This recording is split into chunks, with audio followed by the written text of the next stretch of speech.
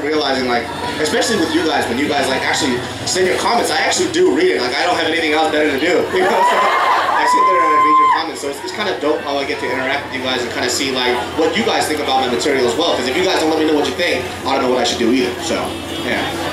Nice. All right, and now we got the guys from JustKiddingFilms.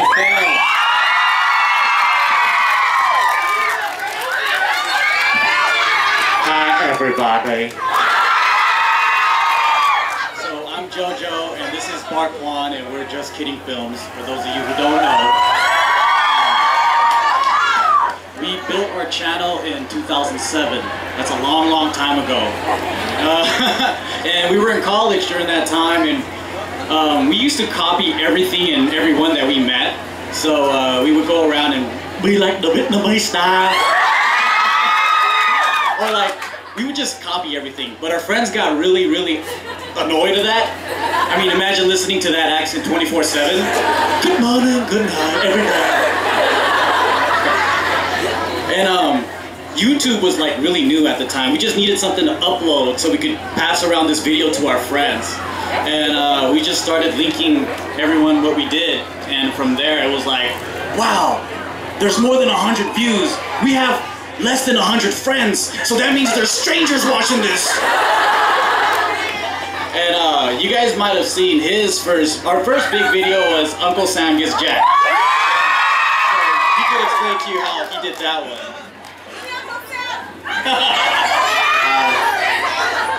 So originally what happened was, before me and Joe teamed up to do JustKiddingFilms, we just had separate channels, and I just made an account just so I could watch other people's channels and troll and hate on them. I didn't even put up a single video, and then he sent me this video about, is it like Mr. Chin gets sick?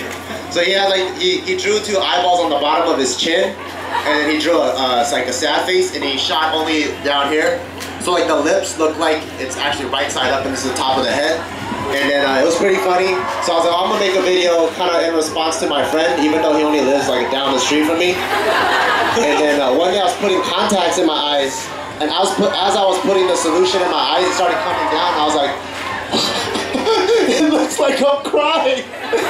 And then, so that's when I put on like the ugliest hat that I could find in my house, and I made Uncle Sam Gets Jacked. And then that was like our first push, and then we teamed up and started doing videos after that.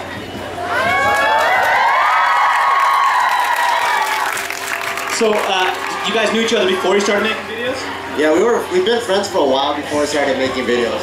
And when you guys started making videos together, was it a planned thing? Like, did you guys say, you know, peanut butter, chocolate, let's get together, Reese's, the whole thing, or was it like We didn't really discuss any type of edibles. But it was more like, you want to do a channel? All right, we're not doing jack shit anyways. His last name starts with the J, my last name starts with the K, let's make JustKiddingFilms, okay. And then everything just got created within like 2 minutes.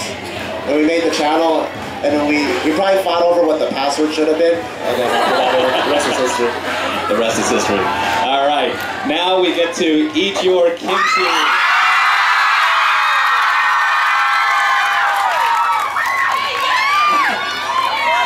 Hi, I'm Martina. I'm Simon.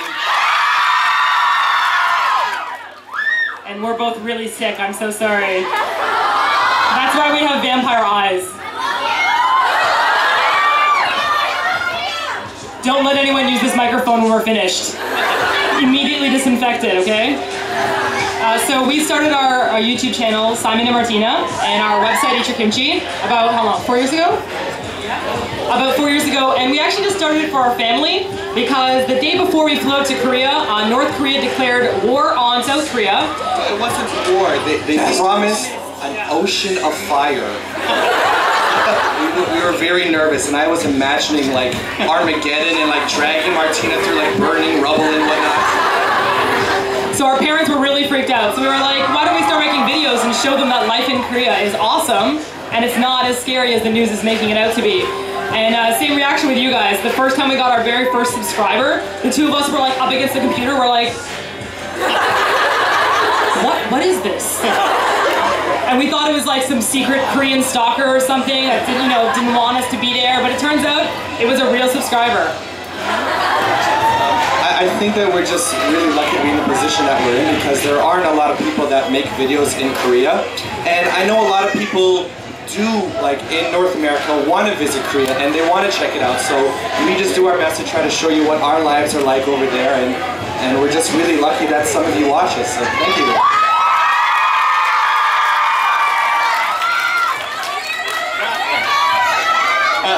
You guys are Canadian. You guys are married, right? And what made you decide? Yeah. What made you guys decide to go to Korea to begin with?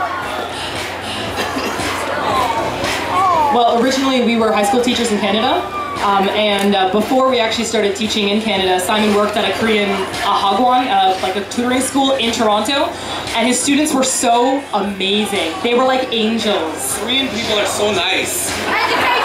And so Simon's like, well, why don't we just fly to South Korea and teach thousands of angels? So, you know, there's still a couple kids that aren't like, you know, little discipline problems here and there, but nothing compared to what we were experiencing in Canada. So we just went there originally for teaching. We always loved Korea and Japan though, so it was kind of like a goal to go out there at some point, but we thought we'd only stay for 1 year. And that turned into 4. You know, when a Canadian person says someone else is nice, that really means something, doesn't it? All right, so obviously you guys know who these guys are. Now I want to talk a little bit. More about each and every one of you. I want to talk a little bit more about the reasons why you started. I mean, we heard a little bit personally, right, as to why you started uploading videos, but that doesn't explain how you got to where you are now. I mean, you guys are actually making very professional work at this point. Pretty amazing production values. You're responding to current events, memes, phenomena. What is it that led you guys to actually start doing this kind of pro-amateurly or something? Let's start in the other direction now with you guys. Well, thank you for the compliment because we have no experience in school whatsoever with video editing, or we just like played around with it in Korea, so we don't know what we're doing. We still don't know what we're doing. Well, pretty much what really pushes is that we feel very grateful and lucky that anybody watches our videos. So whenever somebody leaves a comment or tweets to us or something, we always feel like we want to thank them and write back to them. So one of the big things for us is always interacting with our audience as much as possible. And I think that we're lucky that we just developed like a community of people that want to watch us because they feel that kind of homeliness with us, I think. A nasty community.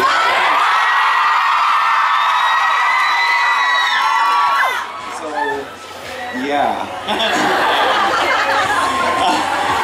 Is there something in particular you attribute your success to? I mean, you know, besides the interaction, besides, I don't know, the nasty. That's the name of our amazing community. They're called the Nasties. We're not just insulting each other back and forth.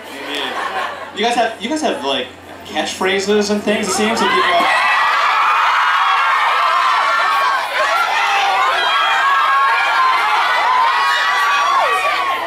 I think the catchphrases aren't necessarily catchphrases, we're just uncreative. So we see people laugh at one thing, we're like, this works, we must do it again. Well, I think one thing that set us apart a little bit, which is changing now, is that a lot of the K-pop blogs that were out there, they didn't really criticize or have a very strong opinion. They usually just said good things like, oh my god, this song is so amazing, this video is so amazing, everything's so amazing. And while I believe that's true a lot of the times, sometimes we do criticize, as you guys know from Music Monday, and some people don't like that. They think that we're insulting the bands, but we really do love K-pop. But that kind of set us apart because a lot of people had problems getting involved in the K-pop community without getting their throats slit. If they went to a community and they're like, I love DBSK, but I didn't really like this song. People are like, I will murder you in your sleep. So we try to have a community where you're allowed to have an opinion. You know, you can love one song, not like the next, and we're not going to murder you. That's actually the reason why North Korea threatened the Sea of Fire, right? All right, so let's move on to Just Kidding Guys. All right, you guys, you talked a little bit to me in the green room about some of the motivations for actually doing this beyond simply having too much time on your hands. Why don't you tell me a little more, tell all of us a little more about the motivations for actually doing this as a thing, the way you guys are doing it. When we first started,